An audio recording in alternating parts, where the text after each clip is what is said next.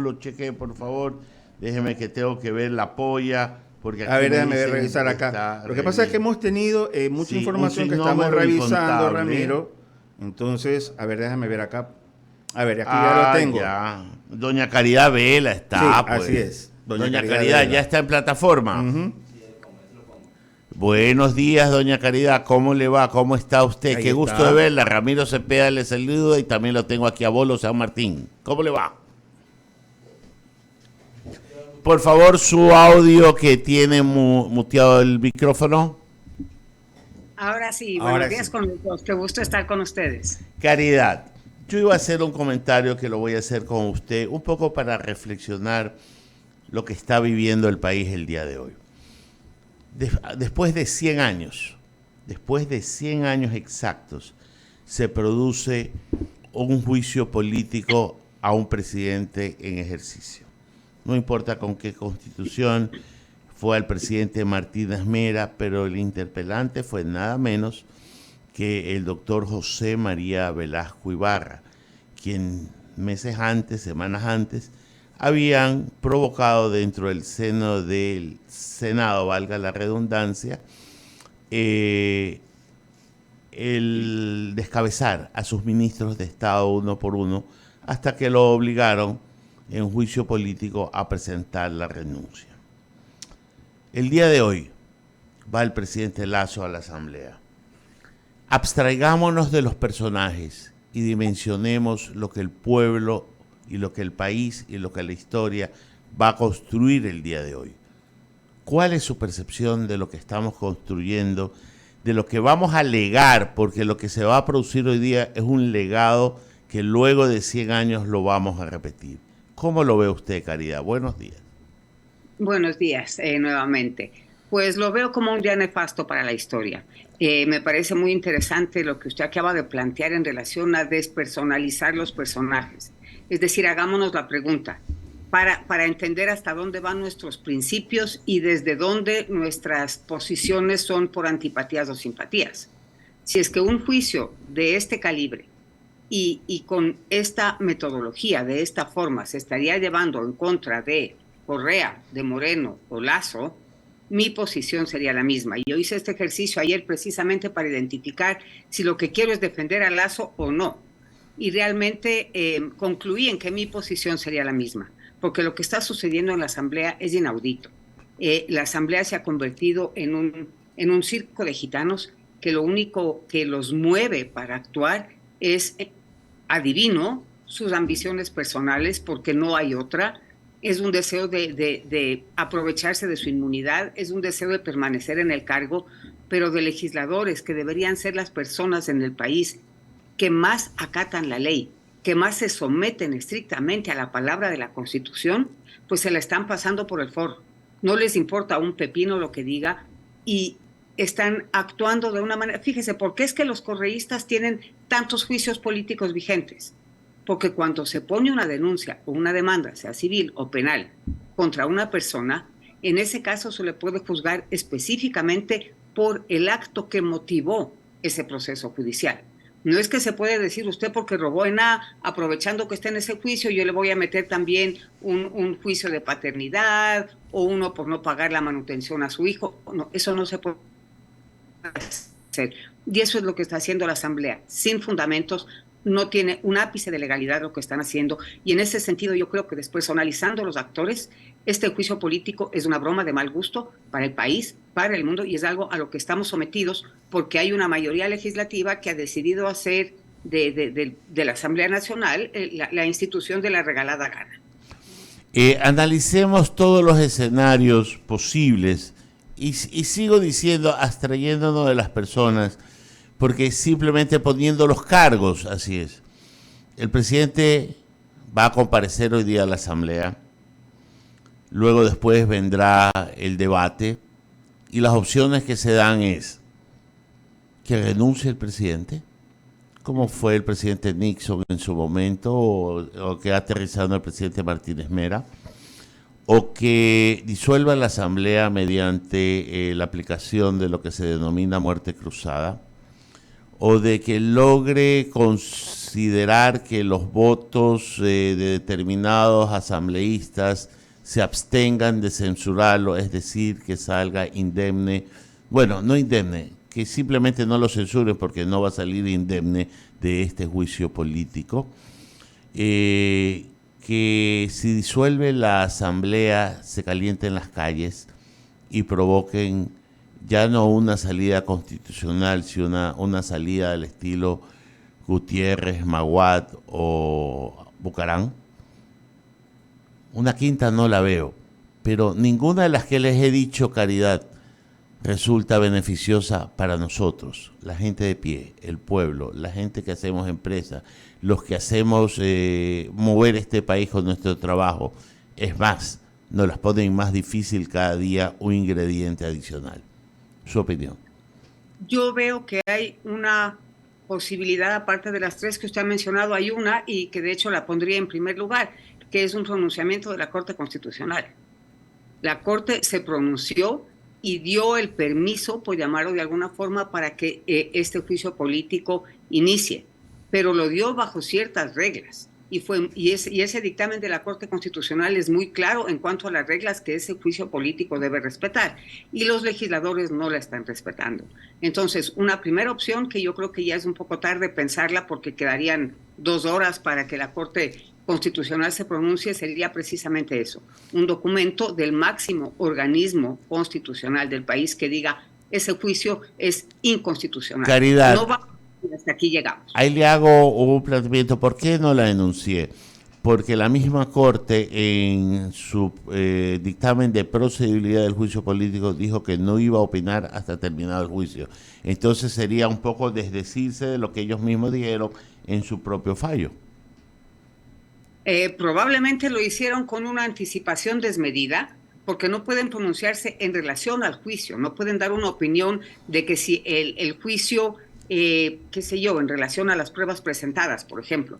Pero lo que sí pueden, y pueden hacerlo de hecho, ellos, per se, es pronunciarse en relación a una inconstitucionalidad que se está cometiendo, que además no es un juego de niños lo que está sucediendo, ¿no? Estamos con el futuro del país en una posición muy, muy, muy frágil, y lo que usted acaba de mencionar, que también el momento en el que haya una manifestación pública en relación a la muerte cruzada, si es que el presidente la decreta, y sale el pueblo a las calles a derrocarlo. Usted mencionó los ejemplos de Bucaram, de Gutiérrez, de Maguad. Hay una gran diferencia en eso. Cuando esos 3 presidentes fueron destituidos, la gente salió a la calle con cacerolas, con palomas blancas y con papel higiénico. No se lanzó una sola piedra. Hubo militares participando para mantener la calma, para que no hubieran desmanes, pero fueron manifestaciones multitudinarias, pero pacíficas, las que llevaron a esos presidentes a salir de Carondelet. Yo me temo y con muchísima pena que tal y como están las cosas en este momento, una salida a las calles a favor o en contra de la muerte cruzada podría terminar en una especie de miniguerra civil en la capital del país, en Quito. Quito sería la que sufra las consecuencias porque acá están las instituciones que manejan la política. Así que esa gran diferencia yo la veo, y realmente...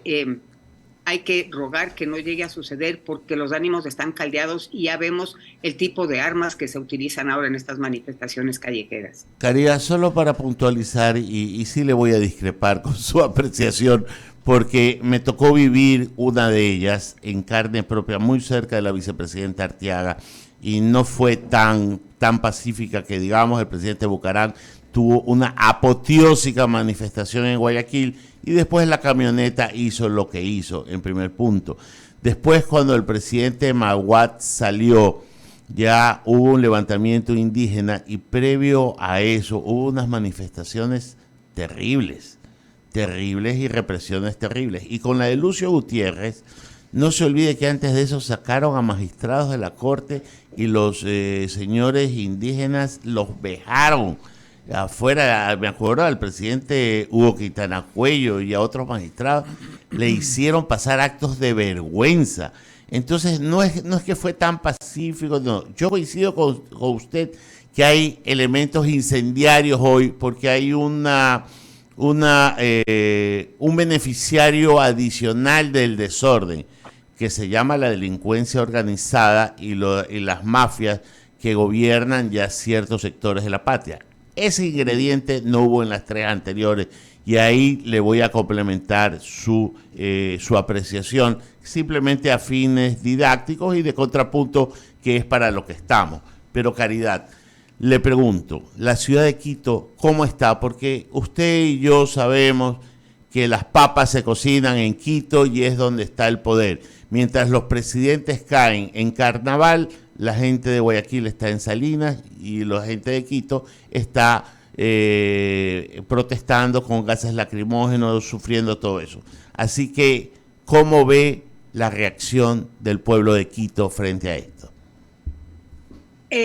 Ayer hubieron muchísimas convocatorias a nivel de redes sociales para un par de marchas hoy. Lamentablemente son dispersas, ¿no? Una está convocada para las 8 de la mañana, otra para las 10, otra para las 11:30 de la mañana.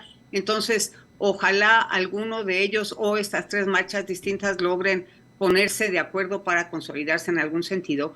Pero de lo que he seguido en las noticias de esta mañana, el tráfico está colapsado en la entrada a Quito porque están llegando buses de otras provincias con muchísima gente. No sé si a favor o en contra de la institucionalidad. No sé si para apoyar el golpe de Estado que se quiere dar desde la Asamblea o para apoyar a que el presidente se mantenga en el poder o para estar alertas en caso de que el presidente decretara una muerte cruzada. Empiezan a caldearse los ánimos. Esta llegada de gente de fuera de la provincia nos hace pensar que podría haber cierto nivel de peligro en estas manifestaciones que son de entrada pacíficas. Y yo creo que esto puede desanimar a mucha gente de asistir y de pronunciarse y la tendencia esta tan cómoda ahora de protestar desde el teclado del teléfono puede ganar la partida a lo que realmente sucede en esas manifestaciones. En Quito, a nivel empresarial, hay una preocupación enorme porque la inestabilidad política es el detonante para la paralización de la inversión económica. Todo se pone en pausa.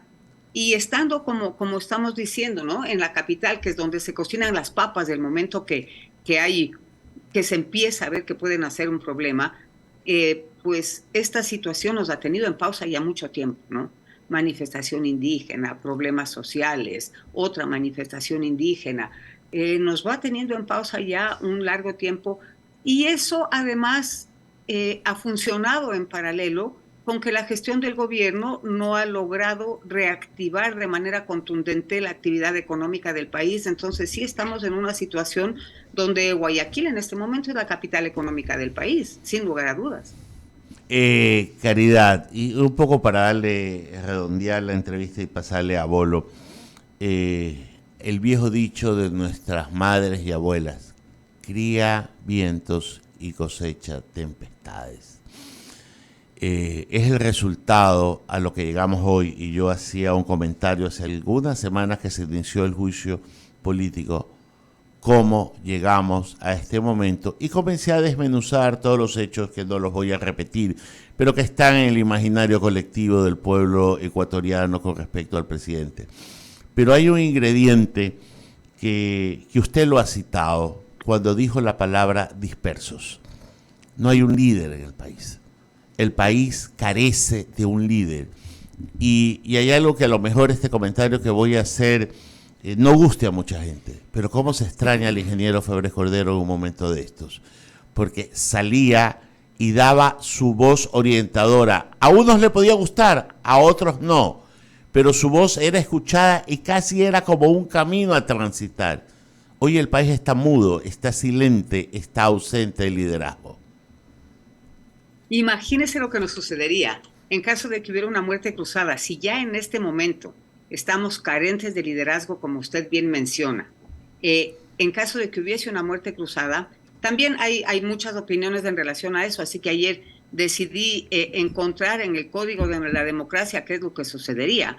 Y lo que dice es que en caso de haberse producido la destitución del presidente por parte de la Asamblea, en un término de 7 días después de la publicación de la resolución, el Consejo Nacional Electoral convocará para una misma fecha elecciones legislativas y presidenciales. Y las elecciones deberán realizarse en un plazo menor a 90 días.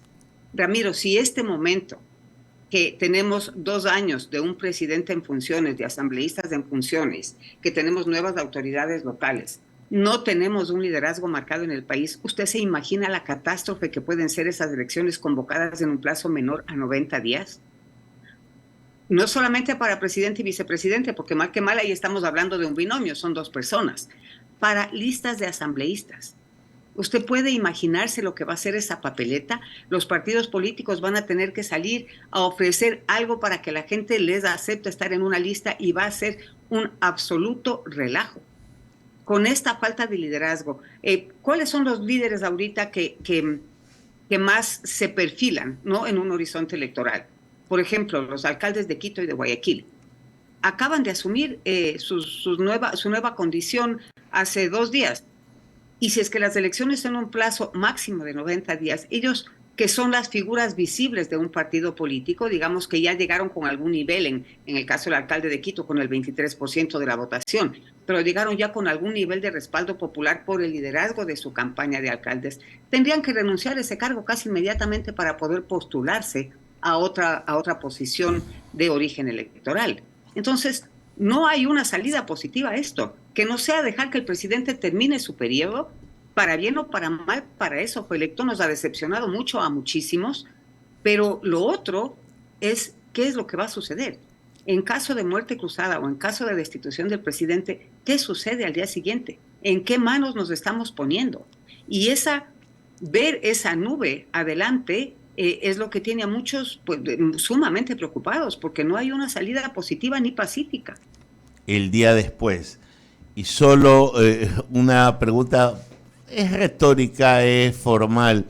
Si usted estuviera al lado del presidente y le tocaría asesorarlo de cómo debería ir hoy a presentarse a la Asamblea Nacional, partiendo del principio que muchas veces la forma es una parte muy importante del fondo, ¿cómo debería ser esa forma? Yo creo que esa es una muy buena pregunta. Me atendría a la legalidad del proceso.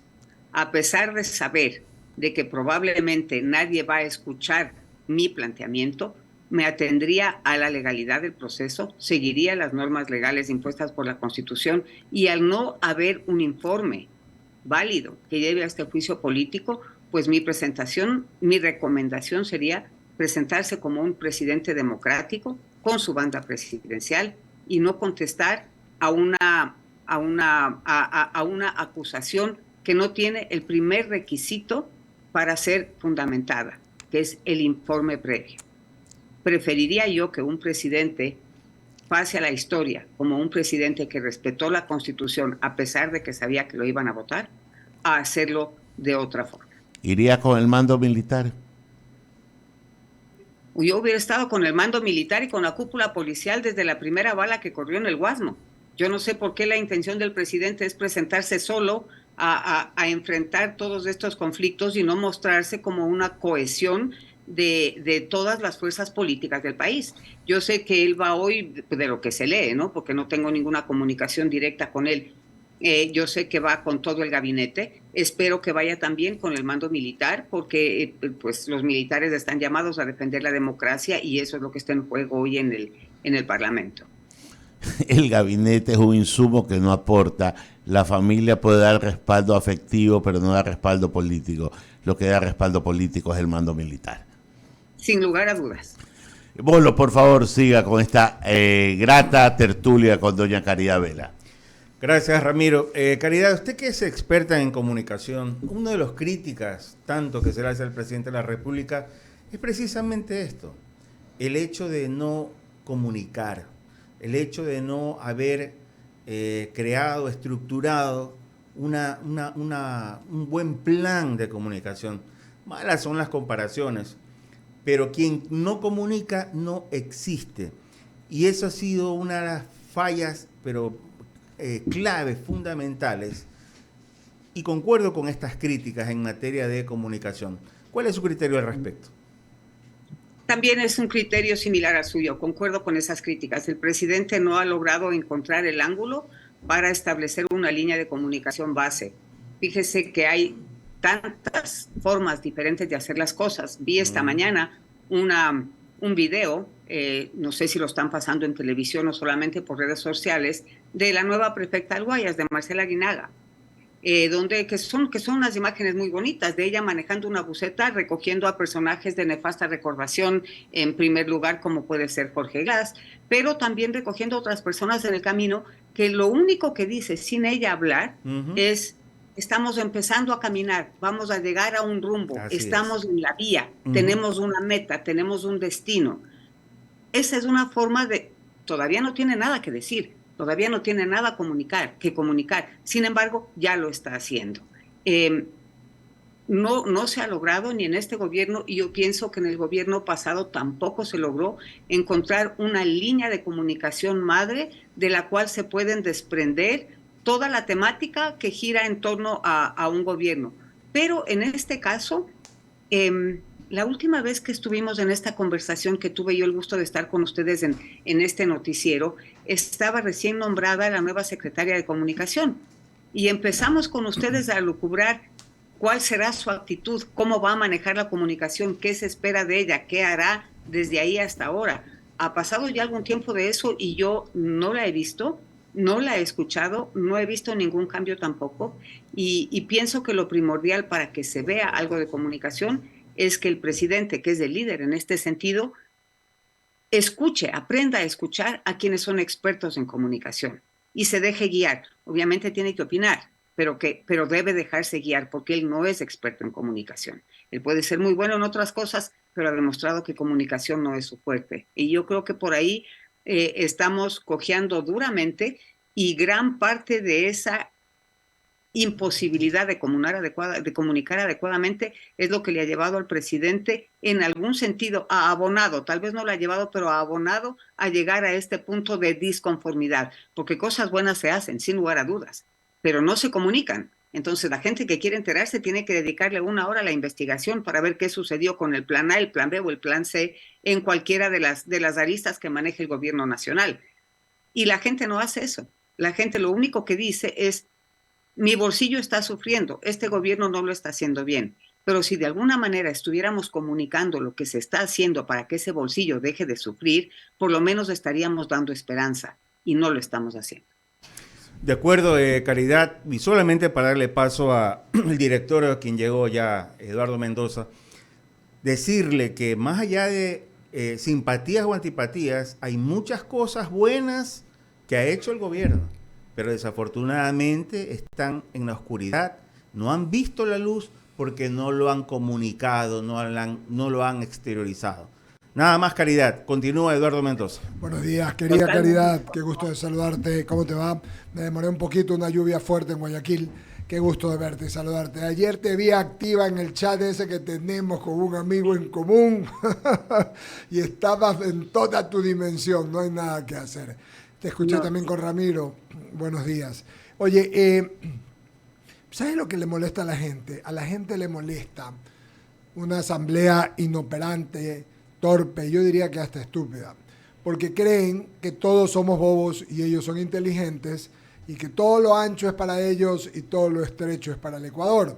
Lo grave es que en este plano o en esta carretera, para poner una metáfora, el gobierno no ha sabido, digámoslo así, manejar un camino. Que tú hablas de la comunicación, Ramiro hablaba de la política, pero y de un liderazgo, yo hablo sencillamente de sintonizar, de coger una carretera e irte con la gente. Ayer entrevistábamos a Walter Spurrier, hablando de la ley tributaria. El otro día hablamos con un querido amigo, con Vicente Albornoz, no, decía esa ley, no. Walter también siguió hablando de la ley, pero yo le digo, oye, pero ¿qué parte no entienden que la gente de la clase media está beneficiada y favorecida y se siente aliviada con todo lo que está pasando? Con estas 2 o 3 temas que te estoy comentando, siendo tú una mujer inteligente de amplio concepto, no solo en la comunicación, sino en la política, ¿ves tú como posibilidad real, aparte de lo que ya dijiste de la muerte cruzada, ves tú que en el gobierno haya posibilidad de cambio, que el gobierno exista una posibilidad de poder sintonizar, de embarcarse en esa supercarretera con la gente. Me encanta la analogía de la carretera. Yo creo que al gobierno no le queda opción que un cambio drástico y lo tiene que hacer inmediatamente. Y para eso lo que necesita es el diálogo, Eduardo. No hay forma de que esta asamblea, tal como están las cosas en este momento, le apruebe ningún proyecto de ley al presidente.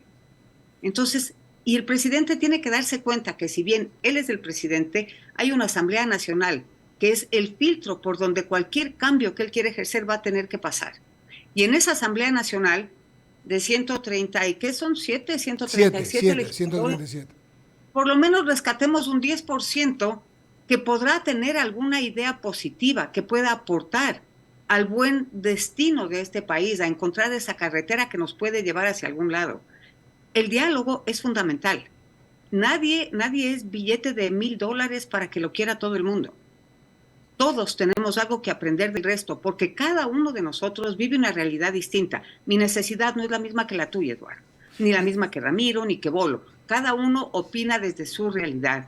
Y uno, cuando está en la presidencia de la República o en la gerencia general de una empresa, sí, señora, tiene que ser empático con esas diferentes realidades, tiene que entenderlas, así sea de boca por experiencia de otros, pero tiene que traducir esa empatía a un giro de timón. Hay 18 millones de ecuatorianos y no, muy pocos están contentos con lo que está sucediendo. Claro que hay menos son menos los que están contentos con el manejo de la Asamblea Nacional, ¿no? Yo me río, me da chiste, pues cuando escucho a los asambleístas decir el presidente que menos aceptación ha tenido en la historia, y deberían ver la aceptación que tiene la Asamblea. Es vergonzosa. Pero yo creo que hace falta esa empatía porque no todos vivimos las mismas realidades y esas realidades decantan en necesidades distintas. Y todas esas necesidades hay que atenderlas en diferentes momentos. Hay unas más apremiantes que otras. Pero esa es la ruta, esa es la carretera. Somos un país de 18 millones de habitantes. Hay que gobernar para todos.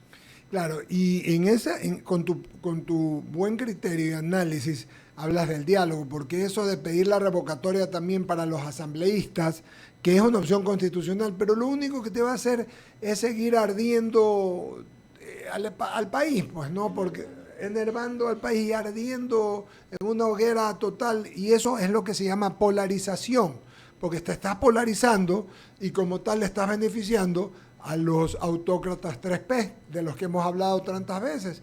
Todos sabemos quiénes son los autócratas. También creo, y no sé si compartas, hablando del criterio de Ramiro, y vos no sé si asientas tú, Caridad, que es el momento de un líder, de que aparezca un nuevo líder.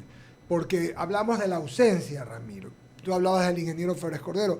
Yo creo que el Ecuador tuvo algunos. Rodrigo Borja fue un líder en otra oportunidad, en algún momento, ¿no? Una voz, por lo menos. Una voz a quien seguir. En alguna voz. Capaz es el tiempo de que aparezca una voz de una mujer, de un hombre, porque no veo a Yacu Pérez en esa instancia, que es el otro, porque estuvo ni a mi buen amigo Javier Herbas, no los veo en esas dimensiones. Liderando, porque ¿de qué se trata? Faltan 2 años. Tenemos que llevar al país a la orilla, hay que cruzar la carretera para ir adelante con el Ecuador. Entonces, con esa ausencia, ¿no te parece que quizás sea el momento de un nuevo líder para la patria? Sin lugar a dudas, lo que acabas de mencionar de Herbas logró mucho en las elecciones pasadas, pero hasta ahí llegó.